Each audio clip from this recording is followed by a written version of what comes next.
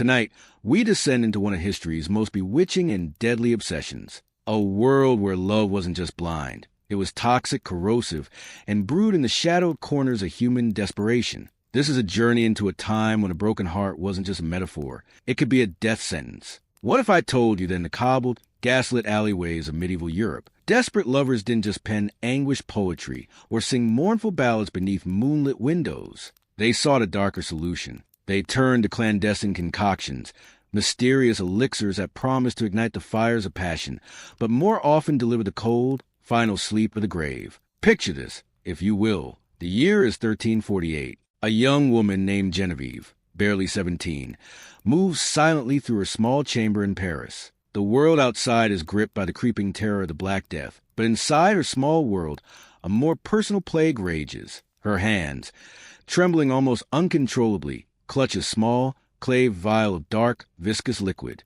purchased at an exorbitant price from a woman with eyes that seem to hold 1,000 secrets, is her last hope. She believes this elixir, this potent distillation of forbidden herbs and whispered incantations, will make the handsome blacksmith's son fall madly, irrevocably in love with her. His family is prosperous. A match is impossible by any normal means. This vial is her only key to a life she dreams of. She decides how she will administer it. Her family finds her. She is discovered in her chamber, a rictus of terror frozen on her young face. A trace of white foam lingers on her blue-tinged lips, the empty vial resting by her hand, a silent testament to her fatal hope. This is a horrifying, documented reality of medieval love potions. We are uncorking the shocking. We will peer into the bubbling cauldrons and dusty grimoires to discover what people actually put into these so-called elixirs of ardor. The reality is far more disturbing, the ingredients more stomach-turning, and the stories more tragic than any fable you've ever been told. Before we unearth these dark secrets together, I'd love for you to join our circle of nighttime story seekers, our fellowship of historical detectives. If you're already captivated by tonight's journey into the past, if you feel that pull toward the stories that history tried to forget, then a gentle tap on that subscribe button would mean the world. It tells me you're one of us. Someone who isn't afraid to look directly into the shadows of the past to understand the present. And as we proceed, when a detail truly shocks you, and I promise it will, don't hesitate to share your thoughts in the comments below. I'm genuinely curious, what modern equivalent of a love potion do you think is the most pervasive or dangerous today? Let's unravel this mystery together, bridging the centuries with our shared curiosity. Now go ahead and dim those lights. Let the noise of the 21st century fade into a distant hum. Settle in, and let's explore a chapter of history that is equal parts fascinating, heartbreaking, and terrifying. A world that needed magic. When most of us imagine a medieval love potion, our minds conjure images from storybooks and animated films. A shimmering, effervescent pink liquid, heart-shaped bottle, perhaps with enchanted rose petals floating delicately on top. The truth, however, was murky, gritty, and grim. The contents were often the color of mud, the consistency of sludge, and the smell was enough to make one gag. These weren't charming romance enhancers you'd pick up at a medieval gift shop. They were dangerous, often lethal. Cocktails brewed by individuals who dwelled on the very fringes of a rigid and unforgiving society. To understand why anyone would risk consuming such concoctions, you must first understand the world that created them. Let me paint you a picture of what medieval Europe was truly like when it came to matters of the heart. Imagine a world where your deepest, most profound desires meant absolutely nothing. A world where your life's path was not your own to choose, but a line drawn on a map by your parents before you could even speak. Imagine being a young woman, promised a marriage to a man 3 times your age, a man you'd never met, simply because his land bordered your father's. Imagine being a young man, forced to marry a woman you found repulsive to secure a business alliance for your family. This was a lived reality for the vast majority of people between the 11th and 15th centuries. Marriage was rarely about love. It was a cold, hard business transaction, a cornerstone of social and economic stability. Families traded their daughters as if they were prized livestock or parcels of land, their value calculated in dowries and political advantage. A daughter's marriage could merge properties, settle long-standing debts, or forge a powerful military alliance that could secure a family's fortune for generations. The concept of romantic love, what we now consider the very foundation of marriage, was viewed with deep suspicion. It was considered foolish, frivolous, and a genuine threat to the carefully constructed social order. Passion was unpredictable, and unpredictability was dangerous. But here's the beautiful, stubborn truth about human nature. It doesn't care much for social conventions or economic strategy. In its most potent and untamable form, has an inconvenient habit of blossoming whether it's invited or not. It sprouts in the cracks of this rigid society, a wildflower on a stone fortress. What happened when the baker's daughter, a girl named Margot with flour on her cheeks and laughter in her eyes, fell desperately in love with Henri, a stonemason with kind hands, or when a wealthy merchant's wife, trapped in a cold and silent marriage, found herself dreaming of a traveling minstrel whose songs of loss and longing seemed to speak directly to her own imprisoned heart. Society's answer was blunt and brutal. Fulfill your duty, forget this folly. Then as now, whispered something far more dangerous, something that sounded a lot like rebellion. This is where our story truly begins. Aching chasm between what society demanded and what the heart desperately desired. Into this void stepped some of history's most compelling and dangerous characters. They weren't called pharmacists or therapists. The world had no such words for them. They were known by whispered names, spoken only in hushed tones after dark. Wise women, hedge witches, pellars. And they promised something that seemed utterly impossible, a miracle in a bottle, the power to make someone love you. And for that impossible, intoxicating promise, people were willing to risk their reputation, their savings, their souls, and ultimately their lives. The deadly apothecary. Before you start to think this sounds remotely romantic, let's pull back the curtain on the medieval apothecary. What actually went into these potions? We're talking about a pharmacopoeia of nightmares, a list of ingredients that would make a modern toxicologist declare a state of emergency. These weren't just simple herbs. They were potent poisons, powerful hallucinogens, and deadly toxins, chosen not for their proven chemical effects, but for their symbolic properties, interpreted through a terrifying lens of folklore, alchemy, and deadly guesswork. Let's begin with the undisputed star ingredient of medieval romance, belladonna, a plant whose common name, deadly nightshade, gives a much clearer indication of its nature. The name belladonna itself is Italian for beautiful lady, a moniker that sounds enchanting until you understand its sinister origin. Renaissance women, in a quest for allure, would place drops of belladonna extract into their eyes. The atropine in the plant would block the receptors that control the eye muscles, causing the pupils to dilate wildly. Doe-like look was considered a sign of arousal and was thought to be irresistible. What these women didn't realize, or perhaps chose to ignore, was that they were slowly poisoning themselves with every alluring glance. Belladonna contains some of the most dangerous, naturally occurring psychoactive compounds on Earth. Just a handful of its sweet, glistening black berries could be fatal to a grown adult. Potion makers, however, weren't using a few berries. They were mashing them into pulps and creating concentrated extracts that were exponentially more lethal. The symptoms of belladonna poisoning are a staged descent into madness. First,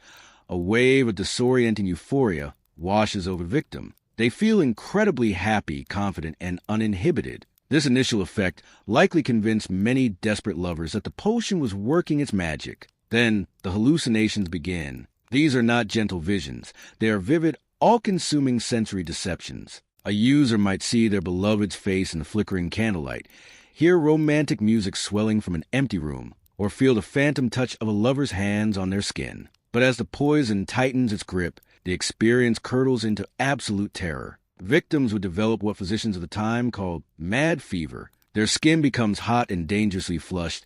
Their heart races uncontrollably. Their mouth becomes as dry as dust, and they slip into a violent delirium. The tragic case of Sir Edmund Mortimer, in English court records from 1403, paints a harrowing picture. A young knight, desperate to win the affection of the unattainable Lady Catherine, purchased a love elixir of supposed legendary power. The potion contained a belladonna extract so potent that within hours, Edmund was found in Lady Catherine's castle garden, stripped naked and completely delirious, attempting to serenade the rose bushes, which he tearfully insisted were speaking to him in Catherine's voice. He died 3 days later, his body unable to regulate its core temperature or heart rate, a victim of his own romantic obsession. Next in our lethal formulary is mercury, the shimmering liquid metal that so fascinated alchemists. They saw it as a magical, transformative substance, a spirit captured in metallic form. They believed that if mercury could theoretically transform base metals into gold, it could surely transform a heart of indifference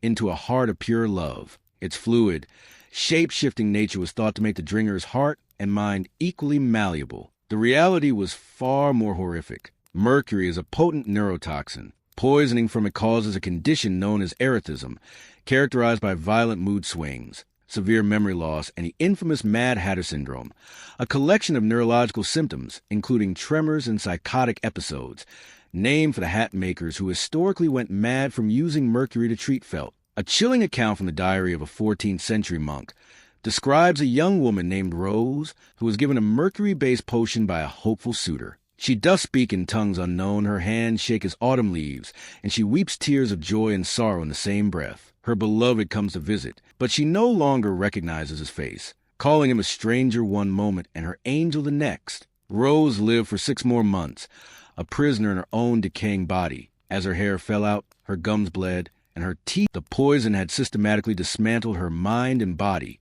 leaving her suitor to watch in horror at the monster his love had created. Perhaps the most mythologized and feared ingredient of all was the mandrake root. This plant was so steeped in terror that its folklore alone could kill. The root of the mandrake often grows in a forked shape that, with a little imagination, looks disturbingly like a small, twisted human being. This eerie resemblance fueled 1,000 terrifying legends. Medieval people believed mandrakes were not plants at all, but semi-human demons living underground, spawned in the earth beneath the gallows where the bodily fluids of hanged criminals had dripped. The lore claimed that they would let out a blood-curdling, soul-shattering shriek when pulled from the earth, a scream so powerful it would kill any living creature that heard it. The prescribed harvesting method was as bizarre as it was gruesome. One had to tie one end of a sturdy rope to the plant stem and the other to the neck of a black dog, preferably one that was expendable. The harvester would then run to a safe distance, plug their ears with wax, and make a loud noise or throw a piece of meat just out of the dog's reach. The dog would bolt, pulling the root from the ground, and immediately drop dead from the shriek, leaving the harvester to safely collect their demonic prize. While the deadly scream was pure myth, the physical danger was very real. Mandrake is loaded with the same toxic tropane alkaloids as belladonna, but in even higher, more volatile concentrations. Mandrake poisoning induced a state that physicians specifically called mandrake madness, a terrifying sequence of initial euphoria and vivid romantic or sexual hallucinations, which would then collapse into demonic visions, the sensation of insects crawling under the skin, violent seizures, and all too often death from complete respiratory failure. For those seeking a more direct, forceful approach to passion, but the dried and powdered bodies of a species of iridescent green blister beetle. The theory was that the powder, when ingested, would create a powerful internal burning sensation that would somehow translate into the burning fires of passion. What it actually created was a horrific medical emergency of unimaginable agony. Spanish fly contains a potent blistering agent called cantharidin, a caustic substance that literally burns and destroys human tissue on contact. When consumed, it causes excruciating pain, severe blistering of the entire digestive tract, and catastrophic damage to the urinary system and kidneys, often leading to a slow, agonizing death from organ failure. The most horrifying irony is that cantharidin poisoning can cause priapism in men, a persistent, painful, and dangerous erection that has nothing whatsoever to do with sexual arousal and everything to do with severe, irreversible tissue damage. This cruel side effect likely convinced many users that the potion was a potent aphrodisiac, a sign of its magical virility, even as it was systematically destroying their bodies from the inside out, an underground industry of the heart. The people brewing these deadly cocktails weren't all cackling hermits living in desolate, wind-swept shacks. The relentless, desperate demand for love magic created a thriving and surprisingly sophisticated underground economy that most history books barely acknowledge. In every major city and countless rural, there were individuals making a handsome living by promising to solve the intractable problems of the human heart. What's truly fascinating is how professional and organized these operations were. This wasn't some random person mixing herbs in their backyard. Many were cunning entrepreneurs who understood psychology, basic chemistry, and, most importantly, the bottomless well of human desperation. Take the case of Master Aldrich of Bremen, a real historical figure whose detailed confession was recorded during his trial in 1389. Aldrich was not some uneducated peasant. He was an educated man, formerly trained as a physician at a university, who eventually realized he could make far more money in the world of love magic than in legitimate medicine. His clientele was a cross-section of society, anxious merchants, minor nobles, and even, according to his own testimony, several members of the local clergy. His meticulously kept records show that he had different formulas for different romantic problems: a gentle cordial for rekindling a stale marriage, a fiery elixir for inspiring love from scratch, and his most expensive and dangerous service, a potion of severance for stealing someone away from their current partner. Many of these love entrepreneurs were highly educated individuals who, for various reasons, had been excluded from legitimate professions. This made them both knowledgeable and dangerous. Consider the remarkable case of Sister Magdalena, a former Benedictine nun, whose story was documented in French church records from 1445. Expelled from her convent for what the records diplomatically call inappropriate relationships, she didn't fade into obscurity. She reinvented herself as one of the most sought-after and respected potion makers in all of France. What made her so phenomenally successful wasn't just her intimate knowledge of herbs, which is extensive thanks to the convent's well-stocked medicinal gardens. Nuanced understanding of human psychology. She had spent years in confessional, listening to the darkest secrets and most profound sorrows of troubled souls. She understood the intricate dynamics of power, guilt, and desire. When she turned to making love potions, she brought all of that powerful psychological insight with her. Her clients didn't just receive a bottle of mysterious liquid. They received what we would now recognize as a full therapeutic experience. She would listen to their romantic troubles for hours, offering sage advice, emotional support, and practical strategies along with her chemical solutions. This psychological component was absolutely crucial because here's the dirty little secret of trade. Because of the power of suggestion, what we now call the placebo effect. When someone believed they possessed a magical advantage in the game of love, they behaved differently. They carried themselves with an air of confidence they never had before. They approached their love interest with more boldness, more charm, and more persistence. As anyone who has ever been on a nerve-wracking first date knows, is genuinely and powerfully attractive. These potions sometimes created their own success. But don't let this fool you into thinking these were all harmless sugar pills. The most successful and long-lasting potion makers knew that to maintain their reputations and their high prices, they occasionally needed to produce dramatic, tangible, and sometimes terrifying results. And that's when things got genuinely dangerous. This underground network operated with a set of unwritten rules that sound like they belonged to a modern crime syndicate. There were recognized territories, areas of specialization, and even what we might call franchising arrangements. A successful potion maker in a major city might train apprentices who would then set up shop in neighboring towns, paying a percentage of their profits back to their mentor. Court records from 1478 Bavaria describe a vast network that stretched across 3 kingdoms, allegedly led by a woman known only as the Black Rose. Her organization was so sophisticated they offered tiered services and even customer support. If a potion didn't work, they provided a more potent and more expensive formula at a discount. They even offered reversal potions to undo the effect of a rival's magic and insurance potions in case the first attempt failed. This shadowy industry, with its veneer of professionalism, also attracted true predators. The trial records of Willem the Poisoner, prosecuted in Amsterdam in 1456, reveal a man who wasn't interested in creating romance. He was interested in creating victims. He would approach vulnerable young women with offers of love elixirs, but his real goal was to use the potions to incapacitate them for his own nefarious and violent purposes. The very nature of love potions, mysterious, unregulated liquids meant to alter behavior and consciousness, made them the perfect tool for those with malicious intent. Love, murder, and the ambiguity of the law. This brings us to the most chilling and legally complex question of all. When does a desperate attempt to win love cross the line into calculated murder? That question haunted medieval courts, primarily because the line between a love potion and a murder weapon was dangerously and often intentionally the exact same ingredients that promised to create love were perfectly capable of creating death. And sometimes that wasn't an accident.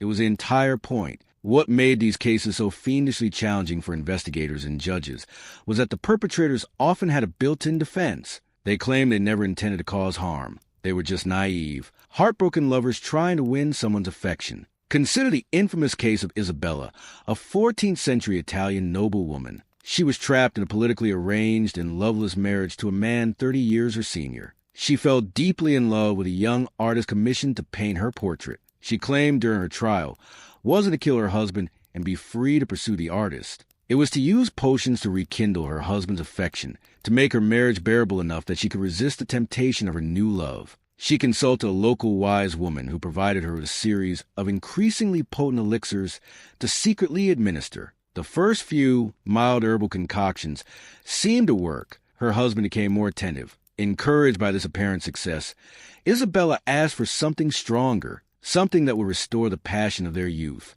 What she received was a vial of concentrated belladonna extract. Her husband was dead during her sensational trial. The central question was intent. Had she intended to kill him all along, using the love potions as a cover? Or did she genuinely and naively believe she was giving him a gift of love? Isabella maintained her innocence until the moment of her execution, weeping that she was desperately trying to save her marriage. The prosecution argued that no one, especially an educated noblewoman, could be that ignorant of the dangers of such substances. The truth was likely a murky, tragic blend of desperation, wishful thinking, and willful self-deception. To Isabella, living for decades more in a cold, loveless marriage may have seemed a worse fate than the possibility of accidentally killing her husband. In other cases, however, the malice was far clearer and more terrifying. In London in 1422, a master goldsmith named William had been obsessively pursuing Margaret, the daughter of a wealthy merchant. When her engagement to another man, a man of higher status, William was consumed by a jealous rage. He sought out a notorious potion maker and acquired what was promised as a love philter of irresistible power, sold him a stark warning to use only a few drops. At Margaret's lavish engagement feast, surrounded by her family and her horrified fiancé, William poured the entire bottle into her goblet of ale. She died within hours, convulsing in agony. William feigned complete ignorance, claiming his love had made him reckless. But the prosecution produced multiple witnesses who testified that he had been seen testing various concoctions on stray dogs in his neighborhood for weeks, several of which had later been found dead. The court concluded he'd used the very concept of a love potion as a clever cover for a premeditated act of vengeance,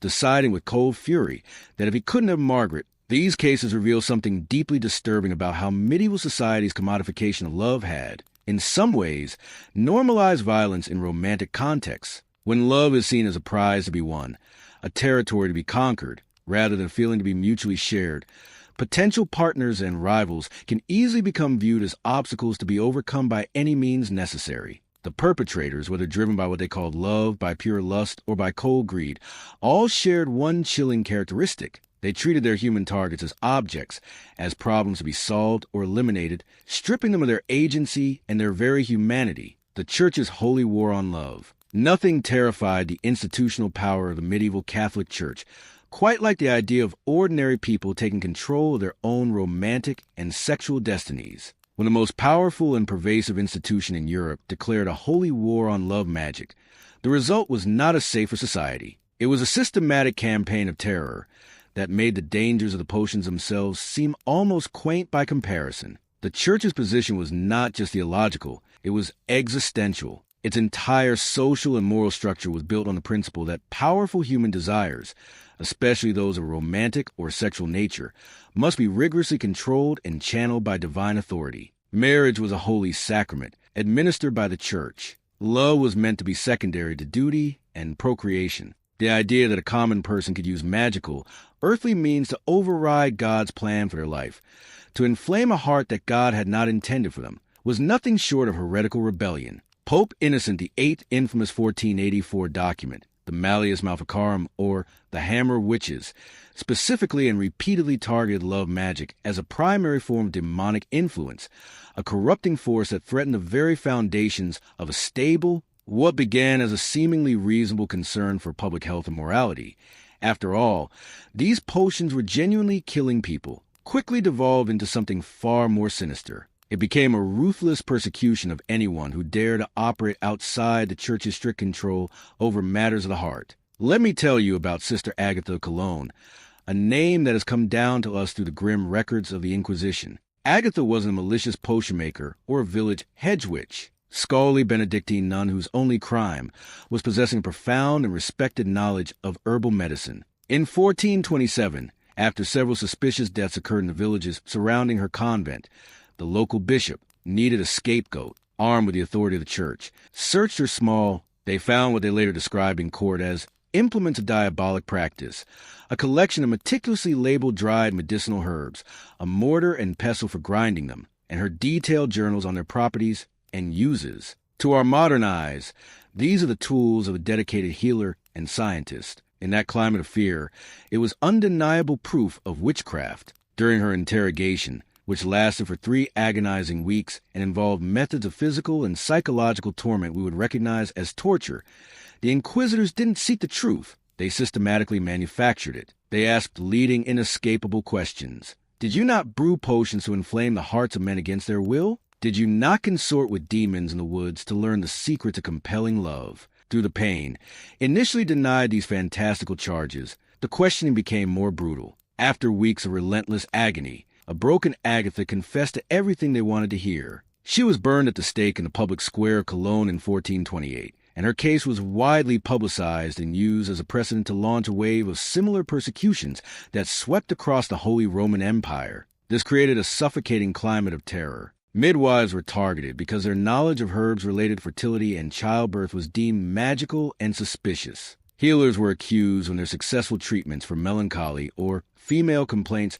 resulted in a patient feeling happy enough to fall in love. Entire communities lived in fear, and generations of irreplaceable folk wisdom about healing, pain relief, and women's health were lost as people destroyed their family herb collections and burned their old remedy books, terrified they would be next. The greatest and most galling hypocrisy of all was happening in plain sight, within the fortified walls of Europe's castles and palaces. While peasants and nuns were being tortured and executed for possessing a few dried herbs, Europe's royal courts were hosting elaborate love magic ceremonies and employing personal alchemists. The same church that ruthlessly persecuted the common folk somehow developed a convenient selective blindness when kings, queens, and powerful dukes dabbled in far more dangerous and expensive forms of romantic sorcery. Queen Isabeau of Bavaria, the troubled wife of the mad King Charles VI of France, maintained what was essentially a royal laboratory in her private chambers, dedicated to brewing love magic on an industrial scale. She used these potions not only in desperate attempts to manage her husband's violent episodes,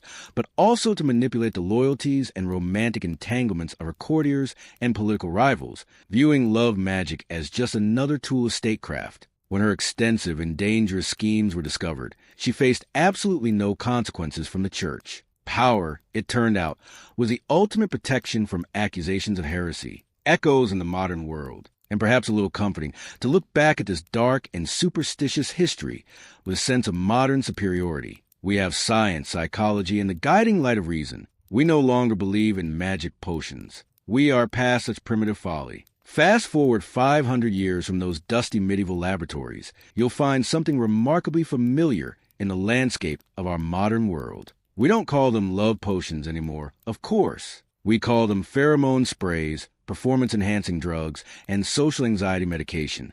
We don't consult village-wise women cloaked in shadow. We swipe endlessly through dating apps that promise algorithmic romance and hire expensive dating coaches who teach the secrets of irresistible charm and magnetic attraction. Beneath our shimmering technological sophistication, we are still fundamentally searching for the same thing: external solutions to the eternal human problem of finding love in a world that often seems designed to keep us lonely. The parallels are striking and unsettling. The modern dating industry has effectively developed what we can only call digital love potions, sophisticated psychological techniques, and algorithms designed to manipulate attraction and hold our attention. Instead of belladonna and mercury, we now have carefully curated social media profiles, strategic text messaging patterns that create artificial intimacy, and what some corners of the internet call neurolinguistic programming to influence potential partners' emotions and decisions. The modern pharmaceutical industry has, in many ways,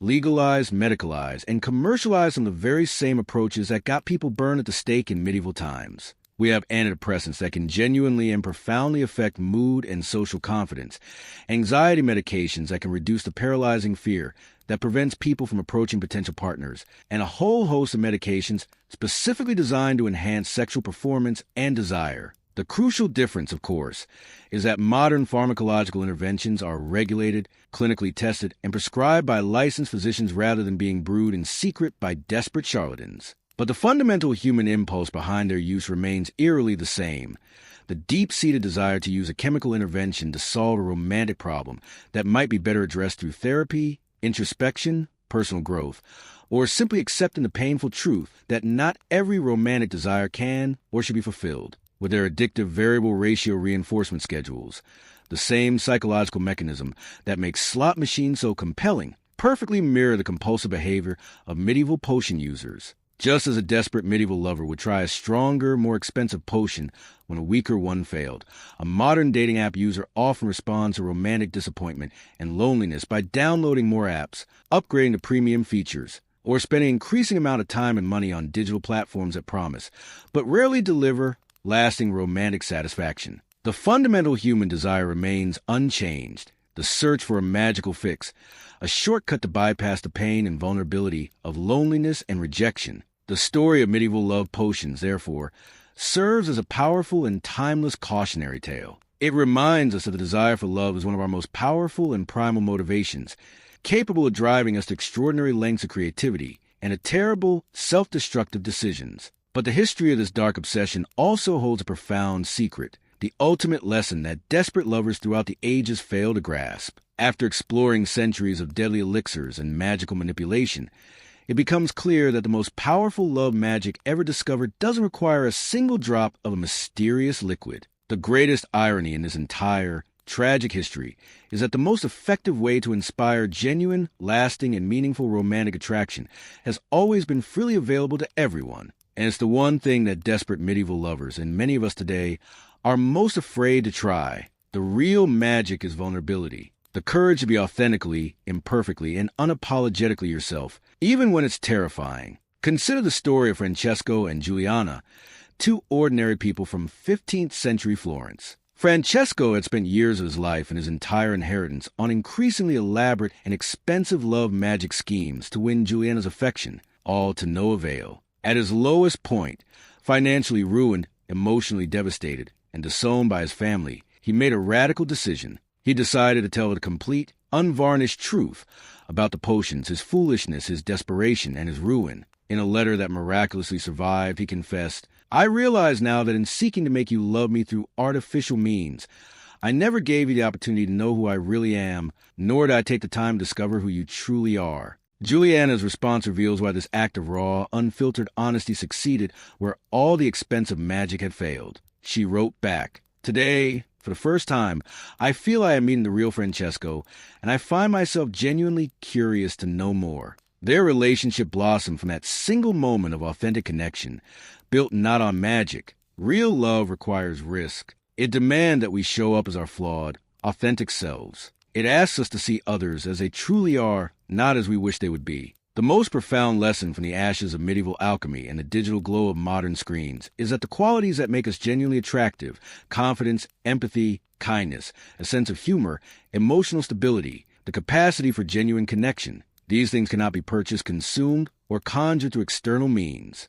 They can only be cultivated through the slow, often difficult, but ultimately rewarding work of knowing and improving ourselves. As our exploration of this dark and fascinating world comes to an end, I hope you'll carry with you not just the strange and tragic tales we've shared, but also the deeper wisdom they reveal about human nature, the timeless pursuit of love, and the eternal choice we all face between seeking authentic connection and settling for artificial shortcuts. If this journey into history's shadows has intrigued you, please consider joining our community by subscribing. We have so many more hidden corners of the past to explore together, so many more stories waiting to be told. And I'll ask you one last time, what do you think is the most common love potion in our modern world? A substance, a status symbol, or something else entirely? Share your thoughts below. I read every comment and am always fascinated by your perspectives. Until our next journey into the past, may your own love story be written not with elixirs or algorithms, but with courage, authenticity, and the kind of genuine magic that no potion could ever hope to provide.